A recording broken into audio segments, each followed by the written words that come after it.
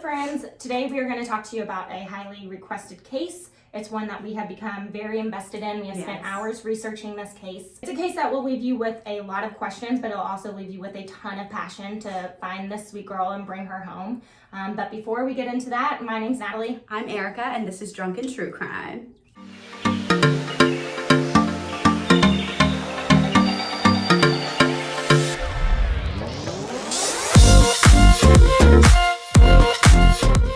For those of you that are returning, welcome back to the shit show that is us. For you, those of you that are new, welcome. So before we get into the actual case that we're going to talk about today, we do have a few disclaimers on this channel. We're going to go through them quite quickly because hopefully you guys have heard them before. Already know them? Yeah, if you're new, listen up. So first one is we will be talking about true crime. Sometimes that means that we're going to be talking about gruesome details. If this offends you, you won't like this channel.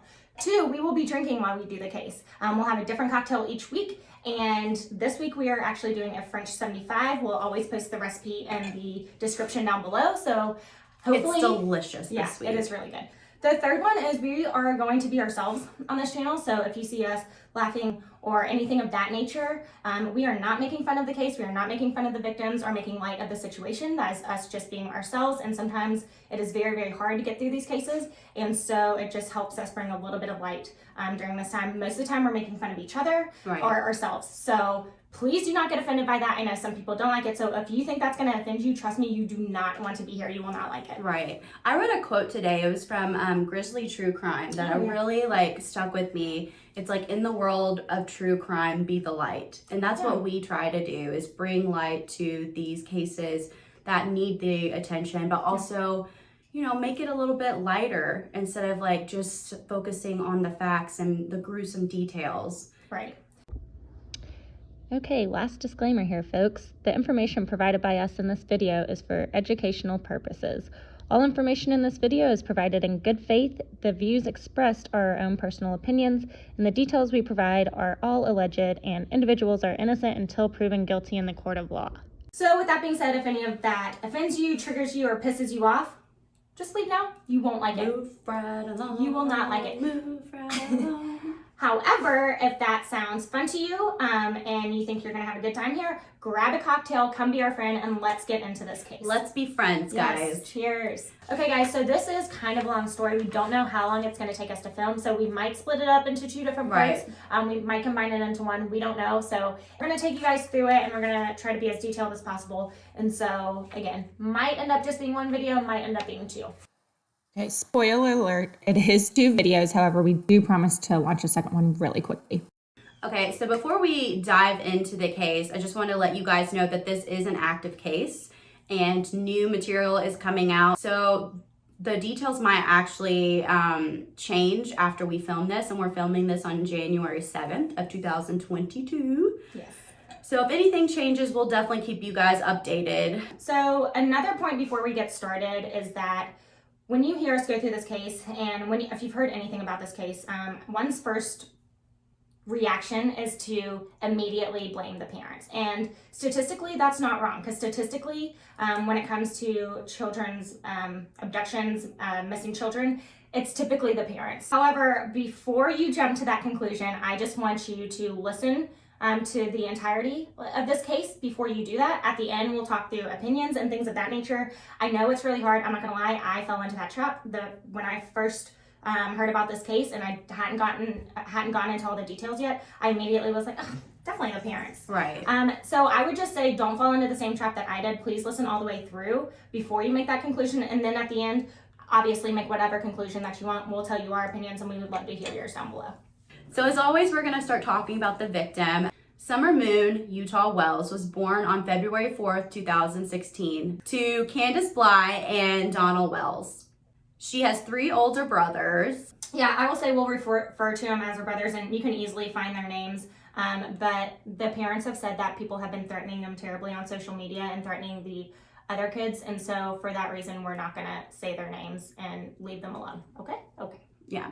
Now, with having 3 older brothers, she is definitely a tomboy. She loves swimming, she loves fishing, she loves playing, and wasn't afraid to get down and dirty. But she also had a little girly side to where she loved to play with like pretty dresses and dolls, and she loved to dance around and play princesses with her dolls. Like, that's so precious. No. Her favorite show was Paw Patrol, and her favorite movie was Frozen. She's described as the boss of the family. She ran that house. They said that she isn't afraid to put her brothers in their place, which, girl, she isn't a huge talker by any means, but she isn't shy either. She was not shy. So, and she craved attention, like affection. She had lots of energy too. Like, yes, lots of energy. Now, before we get into the disappearance of Summer Wells, we thought it best to talk about the parents for a little bit. We will start with the mom, Candace Bly. Okay, so first things first, there are a lot of players when it comes to this case, and a lot of them have the same names. So we're gonna try to keep it as straight as possible for you. So Candace Bly was born to Candace Hare and Kenneth Bly. So from here on out, we're gonna refer to Summer's mom as Candace, and then Summer's grandmother, who is Candace's mom, as Candy. So Candace, Summer's mom. Candy, Summer's grandmother, okay? I feel like we need a cheat sheet. Hold on. Hey, editing Natalie here. Okay, so Erika had a great idea to have a cue card to help distinguish between Summer's mom and grandmother. And all was going great until I went to go edit and realized that Gma, meant to represent Summer's grandmother, is backwards. So seriously, can't make this shit up. 100% my fault. Just go with it. Laugh along with us. And yeah, it is what it is. So, okay, back to Candace. So, again, that's Summer's mom. Okay, so back to her. She was one of 5 children, and she kind of had a hard childhood.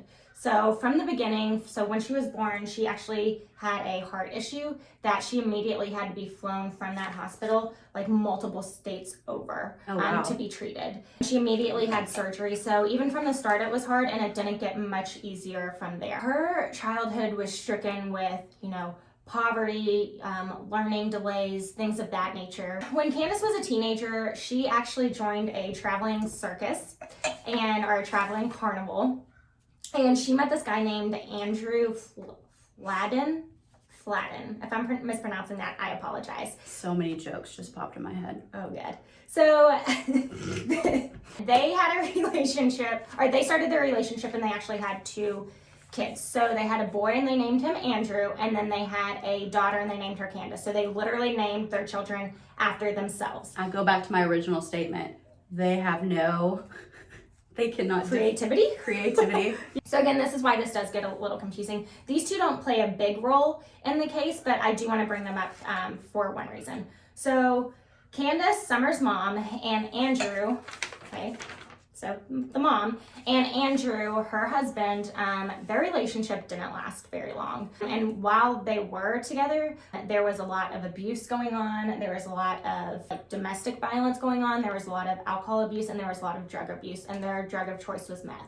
And so because of these issues, their children actually got taken away from them by CPS. So these children got taken from the home and put in foster care very early, but this is Andrew and Candace. Says kids. Babies. Yes. The baby. So the children.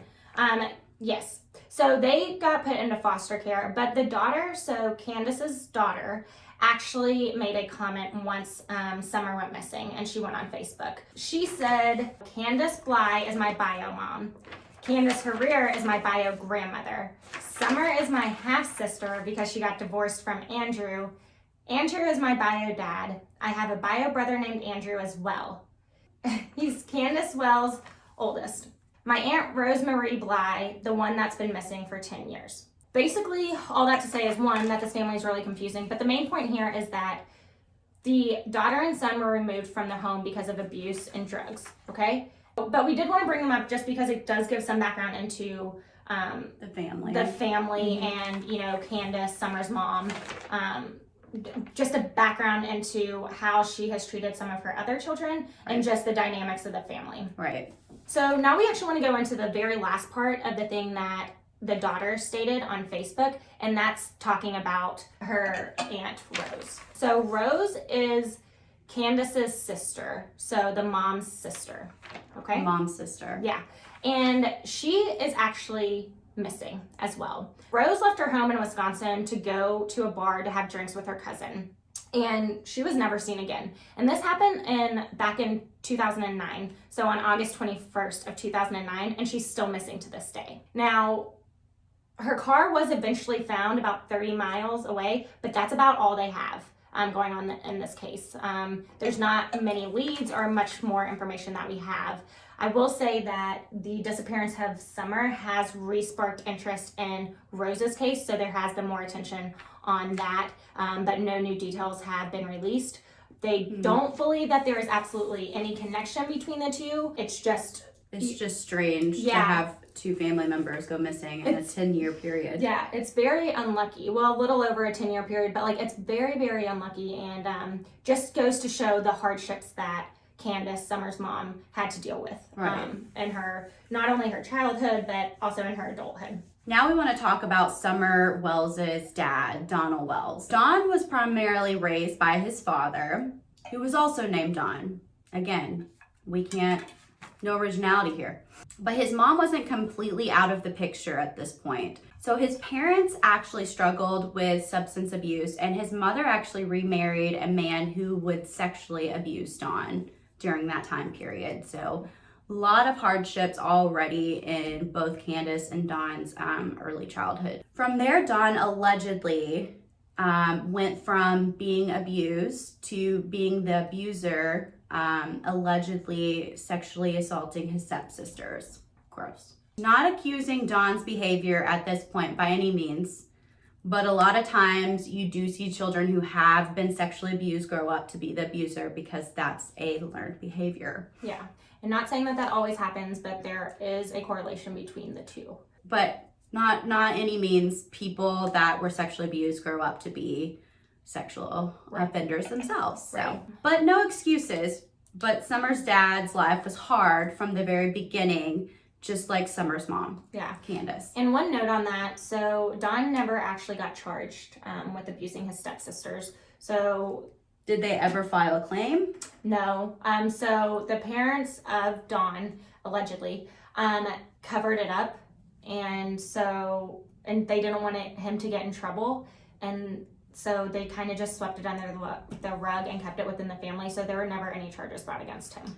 Do you know if the stepsisters went to live somewhere else, or they just stayed in the house with their abuser? Don left. Okay. The dad left eventually. Okay. Not right away, but eventually. So Don grows up and meets a lady named Pam. They have 2 children, Don Jr. Fucking I told you, you can't make this shit up. You can't make this shit up. Fucking A. Come on, guys. This is by far the most confusing part of this entire story. And Margie. Thank God we have someone different. Now, Don and Pam struggled with drugs and substance abuse as well, and they were not doing a great job at raising their children. The kids were filthy. Yeah. Like disgusting and being neglected to the point where the state stepped in. And that takes a lot. Yeah. Let me tell you, to get CPS involved, and especially to get the kids like removed, because they have kids sleeping on their floors at the CPS office because there's no foster parents. Yeah. It's very sad. They didn't get removed though. They didn't get removed, but for them to have like a file against them, I mean, that's big as well. Like Natalie said, they never removed the children from the home.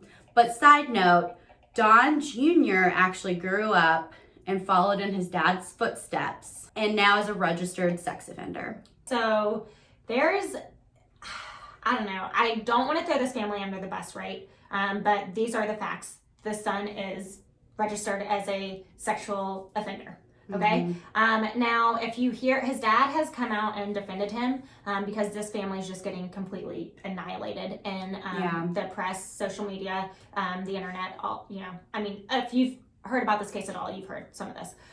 Now, he says that his son was 19 and the person that he is accused of raping was 18 months younger. So it's not clear whether they were in a relationship or not, but there were rape charges that had to have come Or if there was have consent. been filed. Yeah. Yeah. So technically you're not allowed to consent at that age, and that's why this was, but A in this state, 17-year-old? well, in the state that this was in. Okay. So in Tennessee, technically, as long as it was consensual, it would have been statutory rape. Right. However, the laws are different within the state that they were in at the time. I'm not saying that it was consensual by any means. We're not saying that, No. but it's not as bad.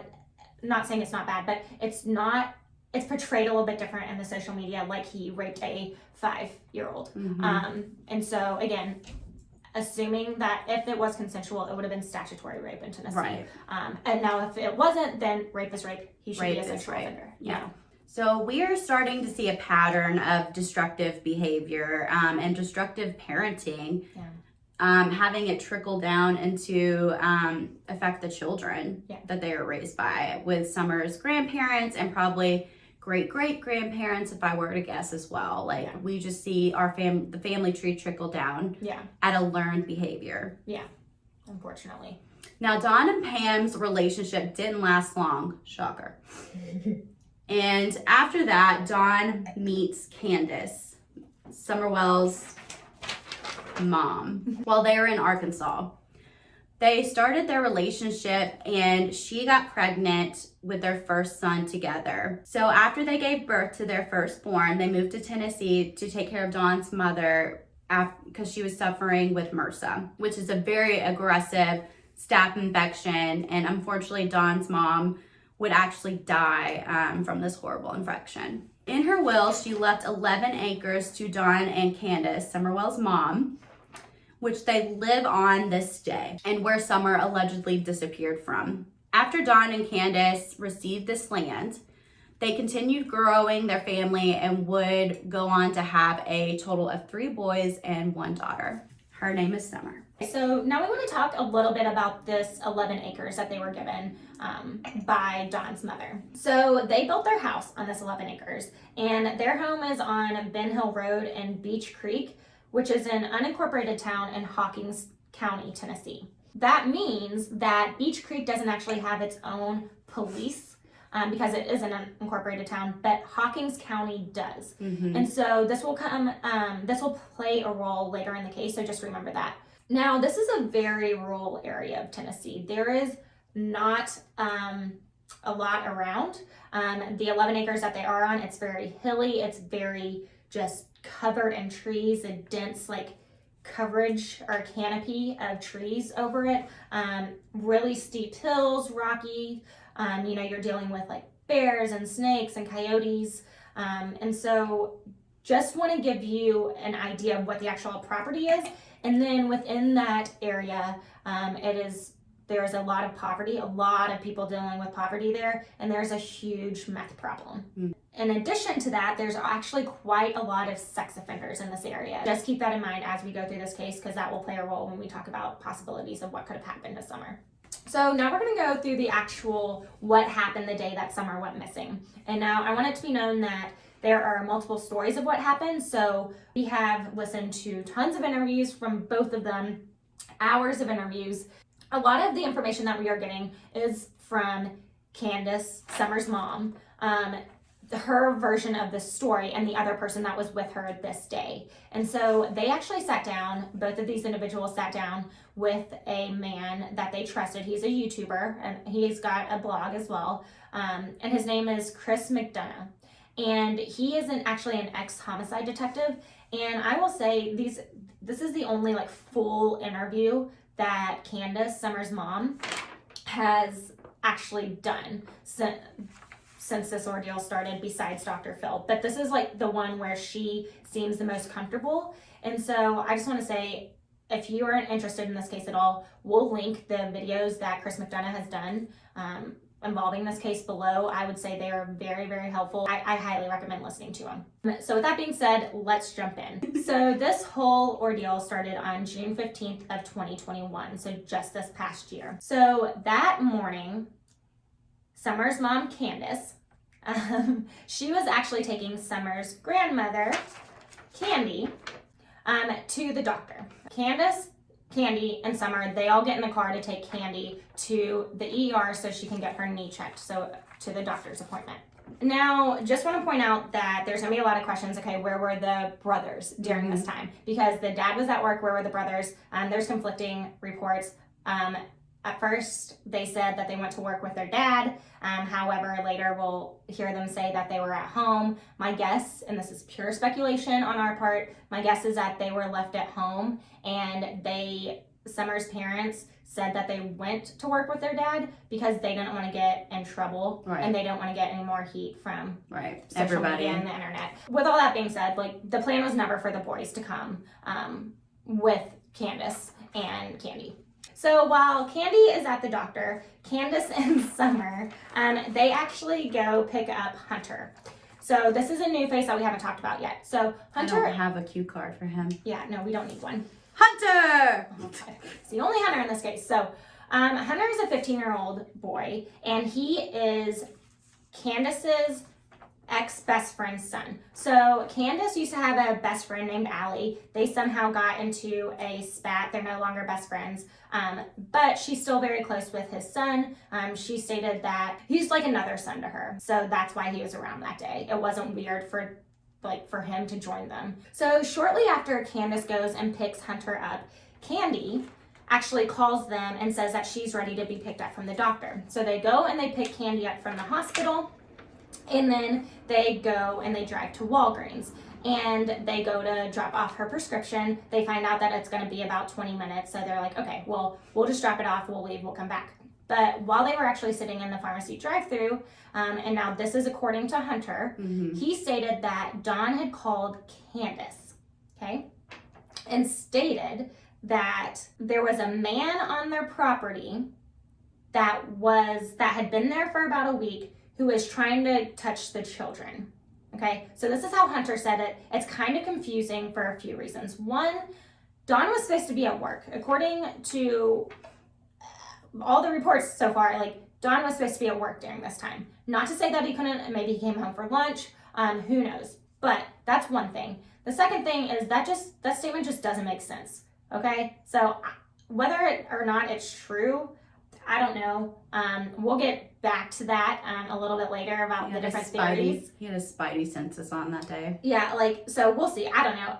This could be just a 15-year-old boy making stuff up. I will say there are a lot of rumors in this town. They like to gossip, like straight Southerners where they're like, well, any other small town. Yeah, well, it's like, well, I'm not going to say anything, but, and it's like, I'm going to spill that tea. Yeah, and I'm like, okay. I'm going to spill that tea. So there's a lot of that. So we're going to try to keep that out of the as we go through this case as much as possible. But no, that call will be important later on. So now from Walgreens, they actually go to the Discount Tobacco and Beer Mart, and they go there and they buy vapes and twisted tea. Now, for those of you that don't know what twisted tea is, basically it's an alcoholic tea, or like an Arnold Palmer. Wow. Arnold Palmer. Okay. For golfers, in a can. From there, they actually go to Warrior State Park to go swimming. So Summer loves to swim, and remember, it is June in Tennessee, so it is hot. So hot as fuck. Yeah, it was 83 degrees this day, but with the humidity, it feels like hotter than hell there, okay? So they drive down there, she immediately runs, goes into the water, and starts swimming. Yes, and it's actually really cute. So Candace actually takes a TikTok video of it that we're actually going to show you. So a few things we wanted to point out in the video. One, Summer seems to be having a blast, splashing around in the water, cooling down from the hot Tennessee day. But also, you can see that she's actually standing up right here in the water. You can see that it's not that deep. She's in a pretty shallow part. She's on her belly right there. Obviously, at any point in time, if she wanted to, she could stand up within this water. Again, you just see her swimming around, really, really enjoying her time here. Again, you see her easily stand up with no problem due to it not being that deep of water. So now this is Hunter. So this does show that Hunter is with them, and then, being a 15-year-old boy that he is, acts for the camera. So he is there with them, which does corroborate that part of the story. So now Candace is actually going to turn the camera onto some flowers that she saw while she was there that she thought was pretty. Again, you're just seeing that they're really enjoying this summer day together. Here we do see Hunter actually enter the water as well, and you can still see very clearly that Summer is still able to stand at this point. You see him splashing her and, you know, just playing around, enjoying the really nice summer day. Now, this is where a major discrepancy comes between Candace, Summer's mom, and Hunter. Remember, the 15-year-old. We're going to first go through Hunter's version of the story, and then we'll go through Candace's. So before we do that, let's take 5 big gulps. Oh, yes, 5 big Really gulps. drink break. Ready? Okay. Go.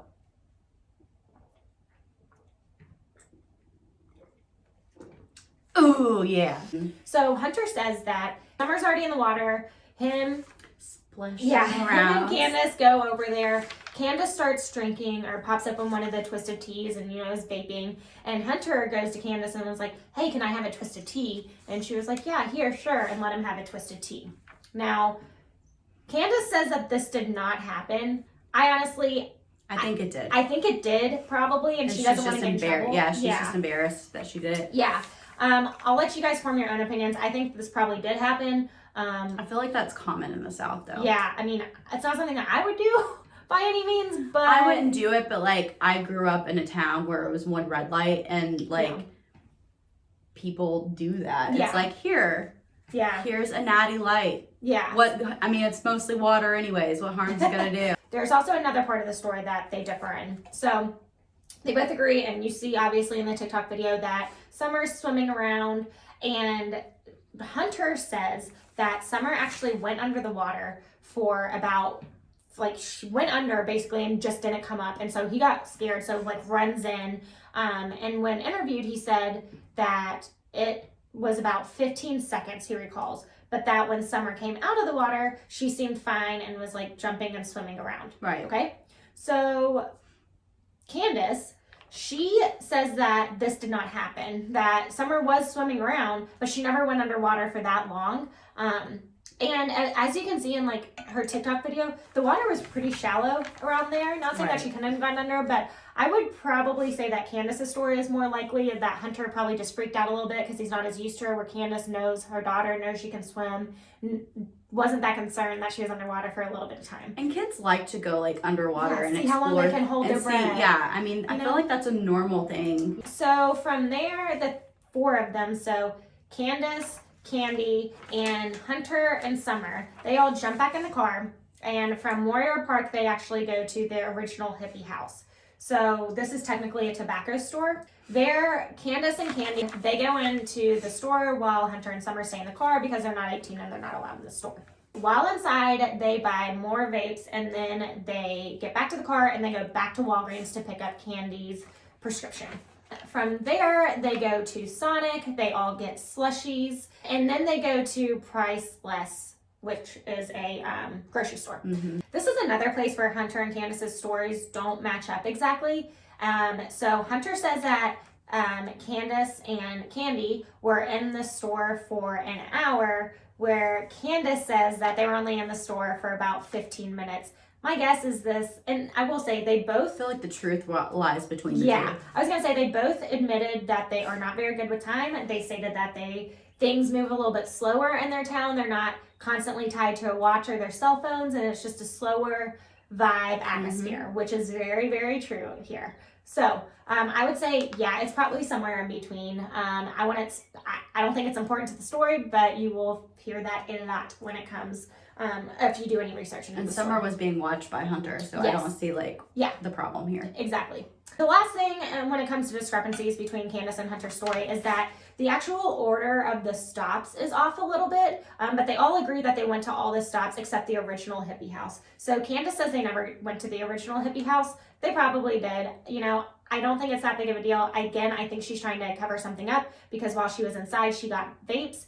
and Hunter said that she gave a vape to him. So again, I think it's probably her just covering up that she maybe gave I felt guilty about that, gave a minor things that he wasn't really technically supposed to have. Yeah, or they could have just gotten it confused and it didn't, I don't think it really matters. Sounds like a good time to me. Yeah, I mean, it was a very busy day, so... Lots of stops. Yeah. So after Priceless, they actually go take Hunter back to his house, and then Candy, Candace, and Summer, they go back home. So on the ride home, Summer actually falls asleep.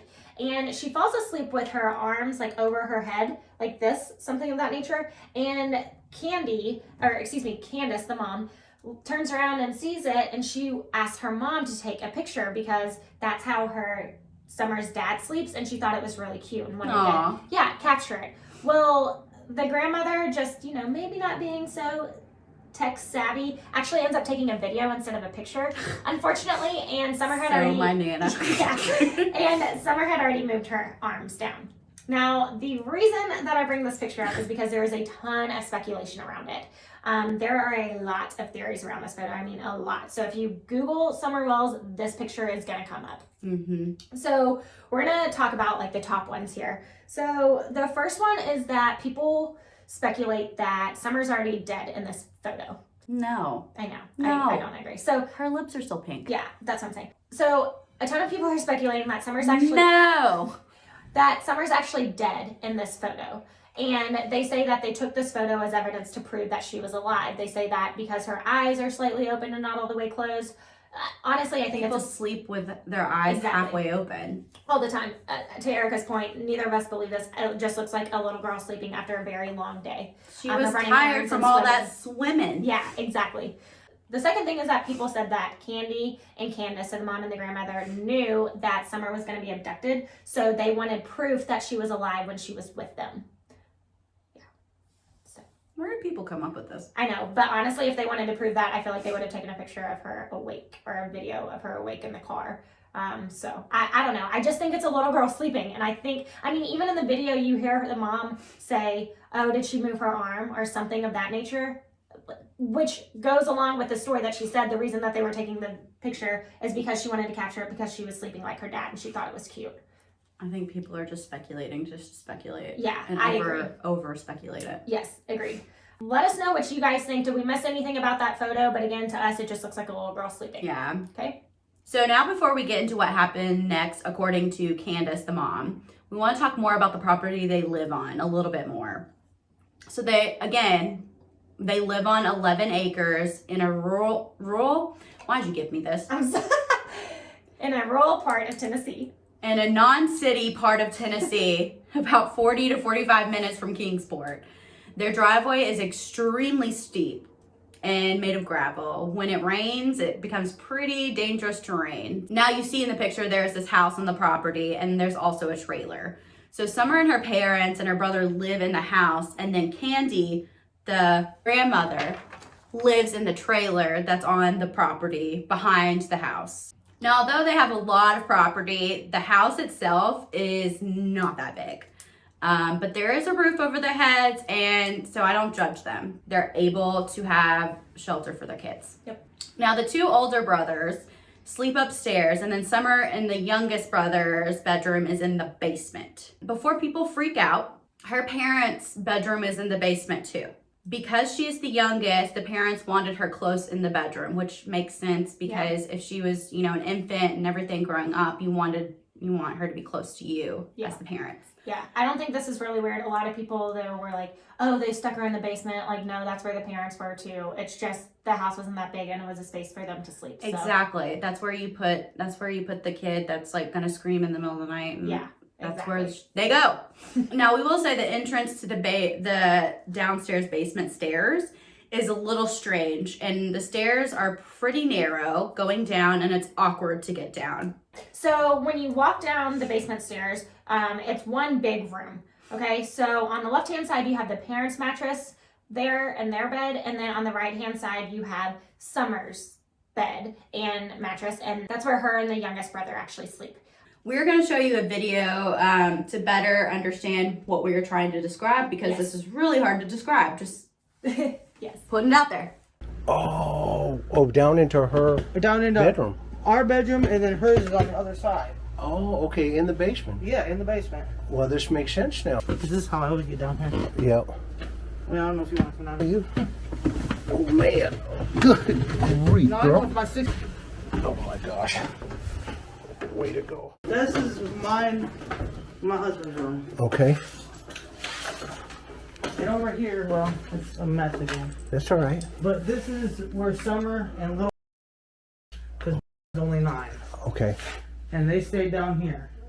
And these are all her toys, all her Paw Patrols, All her movies. So now that you have a little bit of a better understanding of the property and the house itself, we want to go back to what happened to Summer that day. Right. So when they get home, they go and they unload the groceries. They go inside and they meet the boys who were inside watching TV. This is where there becomes a little bit of discrepancy whether the boys were with Dawn at work or whether they were at home. I think they were at home. We've already talked about this. They were at home. They were at home, okay? So they walk inside and the boys are watching TV as they always do according to the parents. I don't understand like why that's such a huge deal because they're not in school at the moment. It's the age. It's just their ages. To your point, I don't think it's that big of a deal, but I think the parents have been annihilated. Scrutinized so much that they feel so guilty for anything they say or do. So again, they go inside, the boys are sitting in there watching TV, and then Candace says that they just, as a family, they just kind of hang out, they all kind of do their own thing, and the day, it's just a normal summer day. So at some point, the grandmother decides that she wants to repot some of her plants. And so she asks the mother, she was like, hey, do you think the boys will want to help? And she's like, nah, the boys will not. But I know who will. Summer will. Aww. And so she goes in, she asks Summer. At this point, Summer's just playing with her toys upstairs in the same area that the boys are.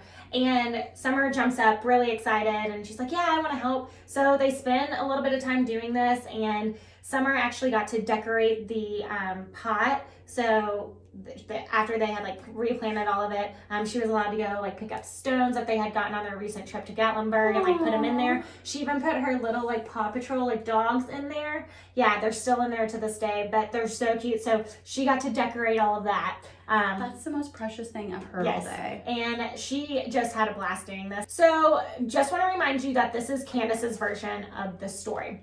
So at this point, Candace, she goes and she walks Summer back over to the house. Again, Erika taking you through the property. Candy, the grandmother, her trailer was only 50 feet away from the house? Yeah, behind it. Yeah, so the mom takes Summer and she goes and she walks her to the house. And she sticks her head in there and she's like, hey boys, watch your sister. So then the mom goes back over to the grandmother and she says that she was helping her with her knee brace. Because remember, she had just gone to the doctor that day. Was helping her fix her knee brace because something was off with it. Candace said that she was only gone for 2 minutes. So she walked back over to the house and she was gonna go see Summer. So she asked the boys, she's like, hey, where's Summer? They say, oh, she's down in the basement playing with her toys. So the mom, at the top of the stairs, she yells down, she's like, hey, Summer, what are you doing? Come up here or something like that to try to get her attention. And she didn't respond. And the mom says that this is not like her. When she gets her name called, she's going to respond to you. She's going to answer. And so she walks down there and she looks around and she doesn't see Summer anywhere. So she starts to kind of freak out. She opens up that door that we talked about that leads to the outside, and she looks around everywhere and she doesn't find her. So she really starts to freak out at this point. Okay, guys, we did end up having to end the video here abruptly due to a late night work emergency on one of our parts because we do have real, regular jobs. So we are going to leave you on somewhat of a cliffhanger, but we promise to launch the second video really soon after this so you don't have to wait very long. Thanks for understanding. That's it. Leave with a cliffhanger. Until next time, be a bitch. Stay alive. Cheers. Cheers.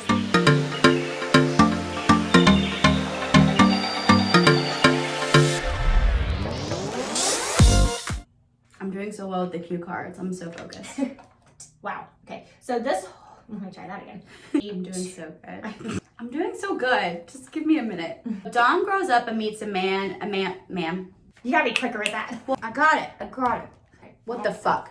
She. Fucking A. I am never unforgettable.